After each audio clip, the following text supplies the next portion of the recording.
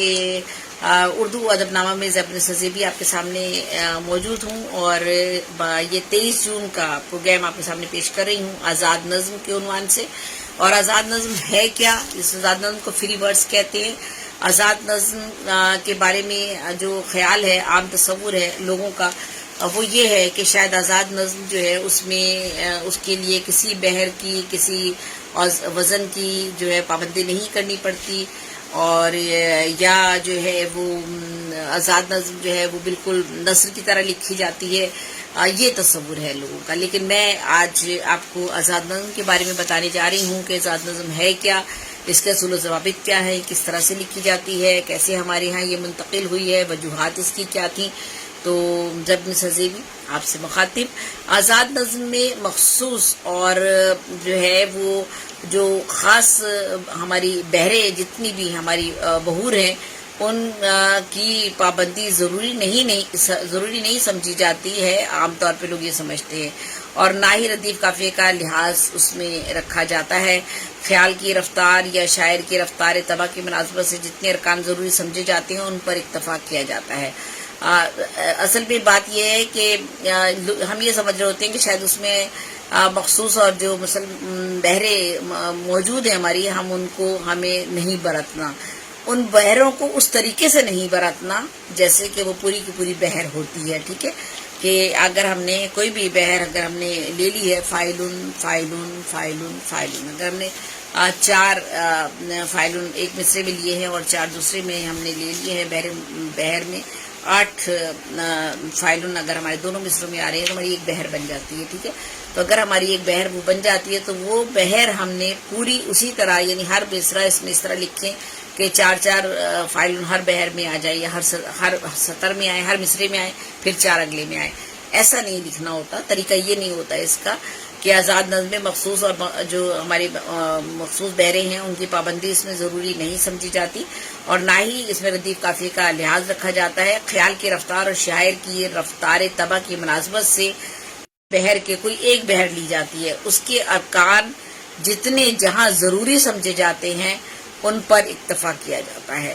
ارکان کی تقسیم مختلف مصروں میں کر دی جاتی ہے، یعنی ارکان جو اس بحر کے ہوتے ہیں ان کو جو ہے وہی رکھنی، ایک بحر ایک ہی لیں گے آپ. یہ نہیں ہوگا کہ ہر مصرع یا ہر لفظ، ہر جملہ یا ہر لائن جو ہے اس میں آپ ہر دفعہ کوئی ایک نئی بحر لے لیں یا نیا وزن لے لیں. نہیں، ایسا ہرگز نہیں ہوگا. بحر تو کوئی ایک ہی آپ نے منتخب کرنی ہے، لیکن اس کے جو ارکان ہیں ان کو جو ہے وہ آپ نے ان میں تبدیلی کرنی ہے اپنے خیال اور فکر کے لحاظ سے. یعنی مثلا اگر آپ کہنا چاہتے ہیں عجب سی خاموشی یا عجب سی خاموشی، یہ ایک بحر کا ہم نے ایک بحر کا ایک رکن لیا ہے یا 2 رکن اس میں لیے ہیں. اگلی اسی بحر کے ارکان جو ہیں وہ کم زیادہ ہم کرتے جائیں گے، لیکن شروع سے لے کر آخر تک پوری نظم میں ایک ہی بحر برتی جائے گی.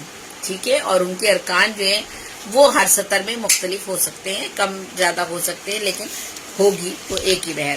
اچھا جی، اب آپ کو میں کہوں کہ آزاد نظم جو ہے اس میں موضوعیت کا خیال رکھا جاتا ہے کہ موضوع ہو، یعنی موضوع سے مراد ہے بحر ہو اس میں، وزن ہو اس میں، یا یوں کہیے کہ اس میں کوئی ایک بحر اور وزن لے کر اس کی پابندی ضروری ہوتی ہے، یعنی اس بحر کے ارکان کو پوری نظم میں برتا جاتا ہے. اور اس میں نظم کی سطریں چھوٹی بڑی ہوتی ہیں، لیکن جس بحر کے رکن کو منتخب کیا جاتا ہے اس کی تکرار اور پابندی شروع سے لے کر آخر تک پوری نظم میں کی جاتی ہے. ٹھیک ہے، نظم کی کتنی سطریں ہوں گی، کتنی چھوٹی سطر ہوگی، کتنی بڑی سطر ہوگی، اس کا انحصار شاعر پر ہوتا ہے، کیونکہ وہ جو اس نے عنوان منتخب کیا ہے یا موضوع منتخب کیا ہے اس میں اگر ربط آ رہا ہے ان لائنوں میں تو وہ ربط کے لحاظ سے ہی اتنے ہی ارکان برتے گا کہ اب یہ پہلا لائن میں جو ہے وہ اتنے ارکان برتے گئے ہیں، اس بحر کے اگلے میں اتنے رکن برتے گا اور اس سے اگلے میں اتنے برتے گا. وہ اس کے خیال اور فکر کے لحاظ سے اس کے ارکان کی تعداد جو ہے وہ آگے پیچھے کم زیادہ ہو سکتی ہے، لیکن بحر وہی رہے گی. ٹھیک ہے، تو اس کے خیال اور فکر اور اظہار مدعا اور عنوان کی مکمل وضاحت کے مطابق سطروں کی تعداد کا تعین بھی کیا جاتا ہے، یا کتنی سطریں ہوں گی. اس کے لیے بھی کوئی پابندی آپ پر نہیں عائد کی جاتی کہ آپ نے کوئی خاص سطریں رکھنی ہے، 15 سطریں 16 سطریں، وہ تو جو آپ کا موضوع ہے اس کے حساب سے اپنی سطر بھی اتنی رکھ سکتے ہیں، لیکن ارکان کی پابندی وہی ہوگی۔ اس میں روایتی شعری حید کی پابندی نہیں ہوتی، یعنی روایتی پابند شاعری میں کسی ایک بحر یا وزن کو لے کر ردیف کافی کے ساتھ ہر مصرع کہا جاتا ہے۔ روایتی طور پہ جب کلام کہتے ہیں اپنا، غزل کہیں، نظم کہیں، پابند نظم کہیں، پابند نظم کی بات کر رہی ہوں، وہ اگر ہم جب کہیں تو روایتی طور پر یہ ہوتا ہے کہ اس میں ہم نے جو بھی ایک بحر لے لی ہے، اس بحر کا ہر مصرے میں اتنے پوری بحر آئے گی، رکن نہیں ہوگا کہ رکن کم زیادہ کر کے ہم لے لیں، نہیں۔ روایتی جو ہم پابندی شاعری ہوتی ہے، ہماری پابند شاعری ہوتی ہے، چاہے وہ غزل ہو یا نظم ہو، اس میں پوری کی پوری بحر ہمیں استعمال کرنی پڑتی ہے ہر مصرے میں، ٹھیک ہے۔ اور کسی ایک بحر یا وزن کو لے کر ردیف قافیہ بھی اس میں ہم برتتے ہیں، ردیف قافیے کی ہمیں پابندی کرنی پڑتی ہے ہر مصرے میں۔ اگر ہم نے غیر مردف غزل کہہ رہے ہیں یا غیر مردف کلام کہہ رہے ہیں، غیر مردف نظم کہہ رہے ہیں پابند، تو کوئی بات نہیں، ردیف نہیں ہو لیکن قافیہ اس میں ہوتا ہے لازمی، ٹھیک ہے۔ ردیف قافیہ دونوں ہوتے ہیں، بعض دفعہ کبھی ہم غیر مردف بھی کلام کہتے ہیں، لیکن بحر وہی رہتی ہے، وزن وہی رہتا ہے پورا شروع سے لے کر آخر تک۔ گو کے غیر مردف کا پابند کلام بھی کہا جاتا ہے، جیسے میں نے بتائی دیا کہ ردیف لگائیں یا نہ لگائیں، یہ بھی ہوتا ہے، کوئی بات نہیں، لیکن بحر وہی رہتی ہے۔ اور یعنی ردیف کے بغیر لیکن بحر اور وزن کی پابندی پہلے مصرے سے لے کر آخری مصرے تک ایک ہی رکھی جاتی ہے، جو اب ہماری جو عام روایتی شاعری کی حید مقرر کر دی گئی ہے کہ یہ اتنی بحروں میں آپ نے کلام لکھنا ہے اور یہ ان کی بحریں ہیں، یہ ان کے اوزان ہیں، اس سے باہر ہم نہیں جا سکتے، نہ ہم کوئی بحر نئی ایجاد کر سکتے، نہ اس میں کوئی کمی بیشی کر سکتے ہیں، ٹھیک ہے۔ بہت سے لوگوں نے، کچھ لوگ کہتے ہیں کہ جی ہم نے یہ کیا ہے، اس طرح سے کیا، لیکن ایسا نظر نہیں آتا۔ عموماً وہی ہے، وہی ارکان ہیں، وہی بحریں ہیں جن پر ہم شاعری کر رہے ہوتے ہیں اپنی۔ تو آزاد نظم کے لیے ضروری ہے کہ ردیف قافیوں کی پابندی کے ساتھ کبھی ردیف قافیوں کی پابندی کر لی جاتی ہے، کبھی نہیں کی جاتی ہے، کسی مصروں میں 2-3 مصروں میں کر لی جاتی ہے، کبھی نہیں کی جاتی ہے، اور بغیر وزن اور موسیقیت اور سر، نغمیت اور غنائیت کا لحاظ کسی بھی خیال یا جذبے کے اظہار کے لیے جو ہے وہ ضروری ہوتا ہے۔ وزن کا تو لازمی آپ نے خیال رکھنا ہے، یعنی آزاد نظم کے لیے ضروری ہے کہ ردیف قافیوں کی پابندی کے ساتھ اور کبھی ان کے بغیر، ٹھیک ہے۔ اور وزن، آپ نے وزن کا خیال رکھنا ہے، ارکان کا خیال رکھنا ہے، بحر کا خیال رکھنا ہے، موسیقیت کا خیال رکھنا ہے، لے کا خیال رکھنا ہے، سر کا خیال رکھنا ہے، نغمیت کا خیال رکھنا ہے، غنائیت کا خیال رکھنا ہے، اور پھر کسی بھی خیال اور جذبے کو آپ نے شروع سے لے کر آخر تک کسی ایک ٹاپک پر جو ہے وہ آپ نے بیان کر دینا ہے، وہ آپ کا آزاد نظم ہوگی۔ آزاد نظم میں ایک شاعر اپنے خیال اور فکر کو، تجربے، مشاہدے اور قلبی واردات کو ہر مصرے میں کسی خاص بحر کی پابندی، مطلب پوری بحر نہیں لے گا، اس کے ارکان کی پابندی ضرور کرے گا، لیکن پوری بحر کی پابندی کیے بنا اپنے سوچ، جذبے اور احساس کو خودکاری اور خود تشکیلی طریقہ کار کے مطابق اپنے فکر کو اہمیت دیتا ہے، اور لیکن اپنی سطروں میں اوزان کے ارکان سے انحراف نہیں کرتا، یاد رکھیے گا، ٹھیک ہے۔ یعنی اوزان وہی رہیں گے، بحر وہی رہے گی، لیکن اس کے ارکان کم و بیش ہوتے رہیں گے، اور کسی نہ کسی بحر کے اوزان کی چھوٹی بڑی سطروں میں برتنے کا وہ پابند ہوتا ہے۔ تو محی الدین آزاد، مخدوم محی الدین کی ایک آزاد نظم ہے چارہ گر، جو فائلن کے وزن پر لکھی گئی ہے۔ انہوں نے دیکھیں اس وزن کو کس طرح سے، فائلن کے وزن کو انہوں نے برتا ہے۔ ایک چمیلی کے منڈوے تلے، میں کدے سے ذرا دور اس موڑ پر، دو بدن پیار کی آگ میں جل گئے، یعنی ان کے جتنے بھی مصرے ہیں، جتنے چھوٹے بڑے ہوں بے شک، لیکن اس میں ایک ہی وزن، فائلن کے وزن کو برتا گیا ہے۔ کہیں ارکان کم آ گئے ہیں، کہیں ارکان زیادہ ہیں، لیکن وزن وہی ہے۔ اس نظم کے ہر مصرے میں فائلن رکن کی تعداد مختلف ہے۔ پہلے مصرے میں 3 رکن ہیں، دوسرے میں 4 رکن ہیں، تیسرے میں 1 رکن ہے، چوتھے مصرے میں 3 رکن استعمال کیے گئے ہیں۔ آزاد نظم میں بے وزن مصرے نہیں ہوتے، یعنی بے وزن سے مراد ہے یہ نہ کریں کہ آپ بحر کو استعمال نہیں کر رہے، وزن استعمال نہیں ہوتا آزاد نظم میں، یہ غلط بات ہے، ایسا نہیں ہوتا، وزن ہوتا ہے اور بحر ہوتی ہے اور ان کے ارکان استعمال کیے جاتے ہیں۔ آزاد نظم میں بے وزن مصرے نہیں ہوتے، بلکہ آزاد نظم کا کوئی نہ کوئی وزن کا خاص فنی پیمانہ استعمال اس میں کیا جاتا ہے۔ یوں آزاد نظم کسی بھی بحر کے ایک رکن یا چند ارکان کی تکرار سے وجود میں آتی ہے، اور اس التزام کو پہلے مصرے سے آخر تک اپنایا جاتا ہے۔ اور نون میم راشد کی ایک نظم ہے حسن کوزاگر، فعولن، بحر کے اس رکن کی تکرار پوری نظم میں پھر اسی طرح ہمیں موجود ملتی ہے۔ جہاں ذرا نیچے گلی میں، فعولن فعولن فعولن، جہاں ذرا، فعولن نیچے، فعولن گلی میں، فعولن، ٹھیک ہے۔ اور تیرے در فعولن کے آگے فعولن، ٹھیک ہے. ایک مصرے میں 3 دفعہ فعولن آیا، دوسرے میں 2 دفعہ آ گیا، ٹھیک ہے. جو آپ شعر کے آزاد نظم کی سطریں جو لکھ رہے ہیں، یہ ہیں سوختہ سر حسن کوزہ گر ہوں. یہ میں سوختہ سر حسن کوزہ گر ہوں. تو آپ اس کے اندر فعولن کتنی دفعہ آیا؟ پہلے 3 دفعہ آیا تھا، پھر 2 دفعہ آیا، اب اس میں 4 دفعہ فعولن آ گیا.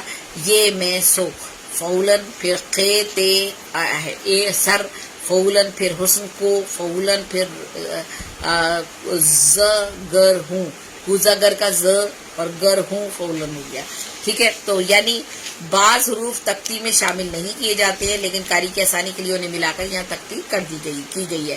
اس طرح محسن ببالی کی نظم ہے تسلسل ٹوٹ جائے گا. انہوں نے اس میں مفاعل رکن کی تکرار پوری نظم میں رکھی ہے. نہ چھیڑو کھلتی کلیوں ہنستے پھولوں کو، نہ چھیڑو کھلتی کلیوں ہنستے پھولوں کو. مفاعل مفاعل مفاعل، 3 دفعہ مفاعل استعمال ہو گیا اس میں. پھر انہوں نے کہا ان اڑتی تتلیوں آوارہ بھنوروں کو، اگلا ان کی سطر تھی، ان اڑتی تتلیوں آوارہ بھنوروں کو. نہ چھیڑو کھلتی کلیوں ہنستے پھولوں کو، ان اڑتی تتلیوں آوارہ بھنوروں کو. مفاعل مفاعل مفاعل، تسلسل ٹوٹ جائے گا، مفاعل مفاعل. پہلے دیکھیے گا، نہ چھیڑو کھلتی کلیوں کو ہنستے پھولوں کو، ان اڑتی تتلیوں آوارہ بھنوروں کو، تسلسل ٹوٹ جائے گا. دیکھیے گا پوری نظم میں مفاعل کی تکرار کے ساتھ ارکین کی تعداد کو کم و بیش کرتے ہوئے جو ہے وہ نظم کہہ دی گئی ہے. یہ ان کی نظم ہے. آزاد نظم جو ہے وہ ہمارے ہاں نظم یہ مغربی شاعری کی دین ہے، مغرب سے ہماری آئی ہے. اور یہ جو ہے وہ 1930 میں آزاد نظم لکھنے کی ابتدا ہوئی. فرانسیسی شعراء نے آزاد نظم کو 19ویں صدی اور انگریز شعراء نے اسے 20ویں صدی میں اظہار خیال کا ذریعہ بنایا. اور اس میں بہت سے نام آتے ہیں اور جنہوں نے ان شعراء نے اس نظم کو بہت ترقی دی. فرانس کے آزاد نظم نگار کہتے ہیں کہ آزاد نظم کی بنیاد ایک ایسی اکائی ہے جس میں صوتی اور معنوی وقفے ہوتے ہیں. اردو میں بھی آزاد نظم انہی شعراء کی تقلید میں کہی گئی ہے. نون راشد، میرا جی، فیض احمد فیض، اختر الایمان اور جو ہے اردو ادب میں اس جدید شاعری کا ایک بڑا حصہ ان کے یہاں ملتا ہے. اور اردو میں معروف شاعر، ناول نگار، صحافی عبدالرحیم شرر نے سب سے پہلے شعوری طور پر اس صنف کو اپنے منظوم ڈراموں میں برتا تھا، کسی حد تک اپنے ڈراموں میں برتا تھا. تو محمد حسین آزاد اور مولانا الطاف حسین نے بھی نظم نگاری کی تحریکوں کو فروغ دیا. اسماعیل کا آتا ہے نام، ان کا نام بھی ایسی تجربات کرنے والوں میں آ جاتا ہے. انہوں نے اپنی پہلی نظم چڑیا کا بچہ لکھا. تصدق حسین خالد آزاد نظم کی اسالیب اور حیت میں عمدہ انہوں نے بھی تجربے کیے ہیں.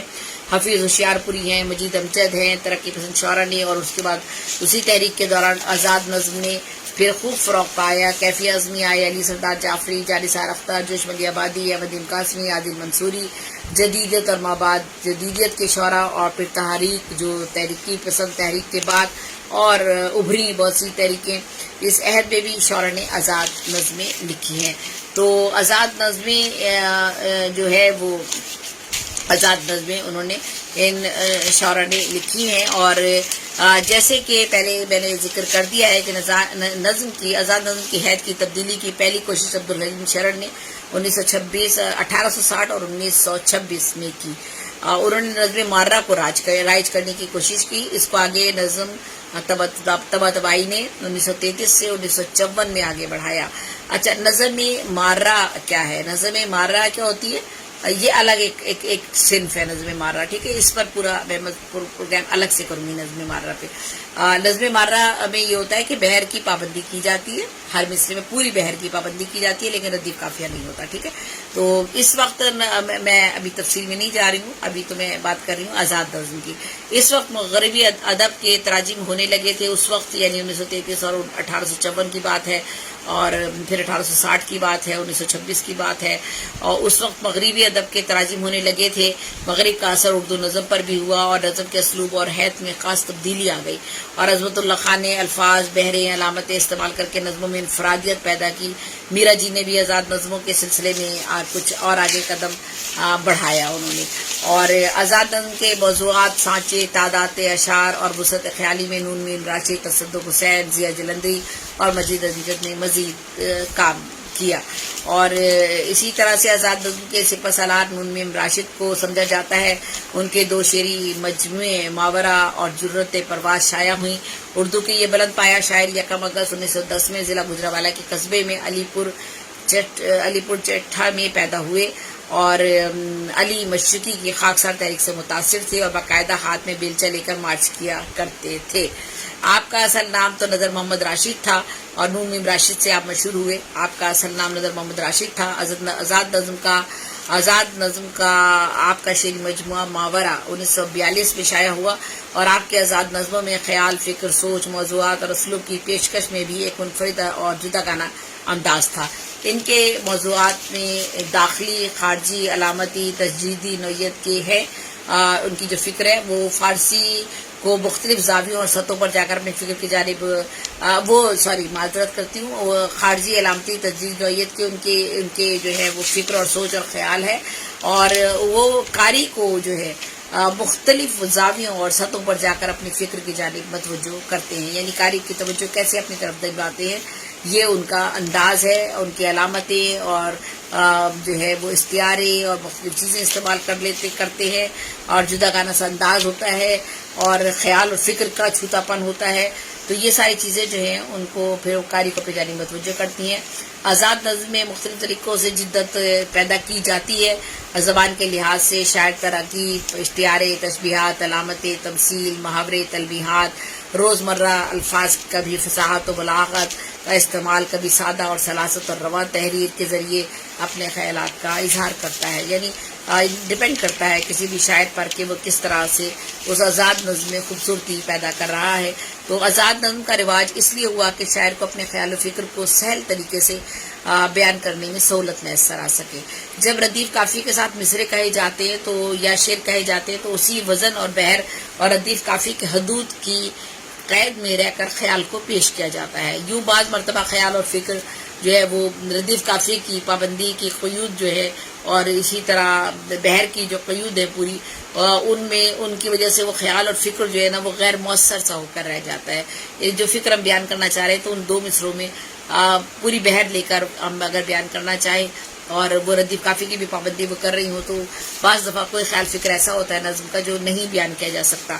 تو اس لیے آزاد نظم چونکہ ایک خاص رکن کی پابندی کرتی ہے اس لیے اس کی سطروں کو جوڑ کر پابند نظم میں بدلا جا سکتا ہے.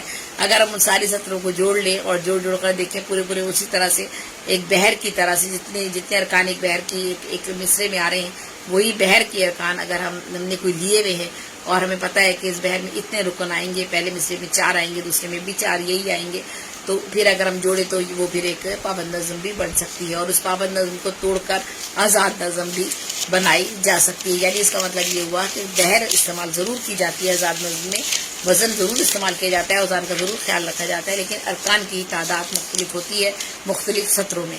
آزاد نظم میں مصری سطریں تو چھوٹی بڑی ہوتی ہیں لیکن مصروں کے ارکان جو ہے وہ سب ہم وزن ہوتے ہیں، لیکن ہر سطر میں ارکان کی تعداد مخصوص یا مقرر کرنے کی پابندی نہیں ہوتی. ارکان کی تعداد کم یا زیادہ کی جا سکتی ہے. اور معروف مصنوی جو سیر البیان جو میر حسن نے تخلیق کی تھی، اس کے ایک نعتیہ شعر کو دیکھیے. نبی کون یعنی رسول کریم، نبوت کے دریا کا در یتیم، یہ ایک مکمل بحر اور وزن کا شعر ہے. اس کے ارکان کو 4 سطروں میں تقسیم کر دیا جائے تو یہ ایک آزاد نظم میں تبدیل ہو جائے گا. جیسے نبی کون یعنی رسول کریم، نبوت کے دریا کا در یتیم. تو آپ یہ دیکھ لیجئے کہ یہ اس طرح سے جو نظم ہے آزاد نظم کس طرح سے اس کو ہم لکھتے ہیں. اس میں بحر کی اور اوزان کی پابندی کی جاتی ہے لیکن ارکان میں کی جاتی ہے. پوری بحر ایک سطر میں استعمال نہیں کی جا رہی ہوتی ہے یا اگلی سطر میں بھی اسی طرح پوری بحر استعمال نہیں کی جا رہی ہوتی ہے. روایتی شاعری کی طرح سے بحر کا استعمال نہیں ہوتا مگر بحر ہوتی ہے اور اس کے ارکان کو مختلف سطروں میں بیان کیا جاتا ہے. تو اب میں آپ کو اپنی 2-3 آزاد نظمیں سنا دیتی ہوں اور چھوٹی سی ہیں تاکہ اینڈ ہو جائے اس طرح. تو آزاد نظم میں نے ایک لکھی چیخ. عجب سی خاموشی رگوں میں اترنے لگی ہے، کسی کوکھ میں کسی कोख में दर्द उठने लगा है, जमी से फलक तक ये आहो फुगा है, उम्मीदों के सूरज की छोटी किरण ने उजाला किया तो वजूद आप अब मुनकशिफ हो गया है। नकाहत से माँ ने बड़ी मुश्किलों से जो देखा पलट कर है लड़का के लड़की, कहीं एक धीमी जो आवाज गूंजी, हुई उसके सांसों की गर्दिश बहुत तेज कि खून मुंजमद उसका लगने लगा था, झड़ी आंसुओं की बहे जा रही थी। कोई नर्स नजदीक उसके खड़ी थी, वो कहने लगी, बहन ये याद रखो तुम्हारी तो 2 बेटियां हैं, तुम्हारी तो 2 बेटियां ही हुई हैं, अंधेरों के पीछे उजाले छुपे हैं, तुम्हें अब के बेटा खुदा बख्श देगा। तो ये एक बड़ी तकलीफ दे सूरत हाल का इजहार किया गया है। चीख इसका नज़्म का उन्वान है और इसमें ये बयान किया गया है कि बेटे की ख्वाहिश में औरत के साथ जो जुल्म किया जाता है, अगर उसकी बेटियां हों तो किस तरह से उसका पे जुल्म किया जाता है। इस तरह से एक और नज़्म है, ऐ नौजवानों, तो ये मेरी ही नज़्म है। ये भी इसमें जो है मैं आपको फिर सुनाती हूँ ये आज़ाद नज़्म किस तरह से लिखी गई है। उठो नौजवान, उठो जवानों, चलो नो निहालो, मदद को ये आवाज देती है तुमको, लहू कर्ज सर पर तुम्हारे है इसका, चलो हौसले लेके आगे चलो तुम, सभी नफरतों को मिटाने बढ़ो तुम, अंधेरों में बनकर चलो एक दिया तुम, मिटाना है हमको वतन से सितम भी, सभी नफरतों को चढ़ाना है सूली, तुम्हें चैन चेहरों पे लाना ही होगा, चमन का ये गोशा सजाना ही होगा, सभी दुश्मनों को मिटाना ही होगा, जलाने ही होंगे चरागे मोहब्बत, जो रोते हैं उनको हंसाना ही होगा, नई नस्ल की आस तुमसे लगी है, जो बिगड़ा हुआ है उसे तुम संवारो, पुकारे मदद को सहारा उसे दो, चलो तोड़ डाले ये बोसीदा रस्में, चलो तोड़ डाले ये झूठी सी कस्में, उठो सरजमीने वतन को सजाओ, उठो जवानों, उठो जवानों, चलो नौ निहालो, मदद को ये आवाज देती है तुमको, लहू कर सर पर तुम्हारे है इसका। तो ये जमीन आपको आवाज दे रही है और इसका नाम था नौजवानों। और एक और नज्म है, कभी तुमने सोचा, ये भी आजाद नज्म है। ये देखिएगा कि आजाद नज्म किस तरह से लिखी है। मेरे रहबरों रहनुमाओं बताओ, कभी तुमने सोचा हमें मंजिलों की खबर किसने दी है, दिया है ये इज़्ने सफर किसने हमको, मुहाफिज बने हो लुटेरे हो तुम तो, जिसे रहनुमा हमने समझा था वो शख्स, उस पर लगा चोर डाकू का लेबल, जरा एहतसाबी नजर डालो इन पर, सभी कुछ करप्शन मिलेगा इन्हीं में मिलेंगे हुकूमत के दुश्मन, जो कहते हैं कुछ दिन हुकूमत चलेगी, हुकूमत जरा इनको लालच जो देगी, वो फौरन वजीरों के पैरों में होंगे, कदम चूम लेंगे मुशीरों के वही, इन्हीं को मिला है ये लोटा लकब भी, इन्हीं से सियासत की कायम बका है, हमें अपना दामन बचाना है इनसे, हुकूमत का पीछा छुड़ाना है इनसे। पुरानी नज़में बहुत पहले कही गई थी और ये अभी की नहीं है, कभी आप समझे कि मौजूदा हालात पर कि मैं शायद कोई ऐसी अक्कासी कर रही हूँ, अभी की नहीं है, ये काफ़ी बहुत पुरानी नज़म है। इसी तरह एक और है कोई रहबर, तबाशा बन गए हम तुम्हारी दिल लगी ठहरी, हुआ है तंज हम पर ही, अजब ये जिंदगी ठहरी, मिले थे दोस्त जीवन में बशक्ले रहनुमा हमको, कोई रहबर कोई दिलबर, मुसाफिर की तरह कोई, सभी चलते बने देखो अकेला छोड़कर हमको, सभी मतलब परस्ती से मिले हमसे जमाने में, मगर देखो ये धोखे खा के हम जेबी बड़े मोहतात रहते हैं, किसी से कुछ नहीं कहते, मगर इन ठोकरों ने तो सिखाया है हमें चलना संभलना भी, बचाकर अपने दामन को जमाने से गुजरना भी, वफादारी की आदत भी सिखाई बेवफाओं ने, किया है आशना रब से जमाने के खुदाओं ने, मगर अब आरज़ू ये है हमारी रूह का रिश्ता सदा कायम रहे यूं ही। और एक छोटी सी और नज़्म में बहार का झोंका और फिर मैं इख्तिताम करती हूँ। मेरे हमसाए में एक दिन अजब खामोश सन्नाटा, दबे पैरों उतर आया, दबी सी चीख कहती थी कि लाला घर नहीं आया, कोई रिश्ता न पहचानूं मैं लाला को नहीं जानूं, कोई इंसान खुशदिल है, किसी महफिल की रौनक है, उदासी में हंसी है वो, अचानक ये खबर पाई, चला आया वो घर खुद ही, फिजा में वो बना बहार का झोंका। तो ये बहार मेरे हमसाए में बहार का झोंका, उसे मालूम कब था ये, वो सन्नाटे में सुर था या ہوائیں گنگناتی تھی. ابھی پوری نہیں ہوئی تھی, میں نے پیج نہیں پلٹا تھا. اسے معلوم کب تھا یہ وہ سناٹے میں سر تھا یا ہوائیں گنگناتی تھیں, اسے پا کر زمانے کی ادائیں رقص کرتی تھیں. اسے معلوم کب تھا یہ کہ وہ آئے تو گلشن میں بہاریں جھوم جاتی ہیں, کلی بھی مسکراتی ہے, کہیں غنچے چٹکتے ہیں. خدا کا شکر ہے لالا, علامت تم جوانی کی, محبت کی کہانی کی. سبھی کو پیار ہے تم سے کہ پچمردہ دلوں کا تم سکون و چین و راحت ہو, چمن میں زندگی کے ہو بہاروں کا حسین جھونکا. تو یہ ایک آزاد نظم بہار کا جھونکا, اور یہ میں نے آپ کو 2-3 اپنی نظمیں میں نے سنائی ہیں جو آزاد نظمیں کہی ہیں, اور آپ نے دیکھی کہ کس طرح سے ان آزاد نظموں میں ہم نے اوزان کی پابندی کی ہے اور ایک ہی بحر کے ارکان کو کس طرح سے برتا ہے. تو مضمون کو میں یہیں اختتام پذیر کرتی ہوں, اور یہ اپنا پروگرام اردو ادب نامہ, اردو علم و ادب نامہ جو میں پیش کرتی ہوں, جس میں مختلف علمی اور ادبی موضوعات پر بات چیت ہوتی ہے, اوشین نیوز پر پیش کرتی ہوں. تو آج بھی میں نے آزاد نظم کے حوالے سے یہ پروگرام کیا ہے.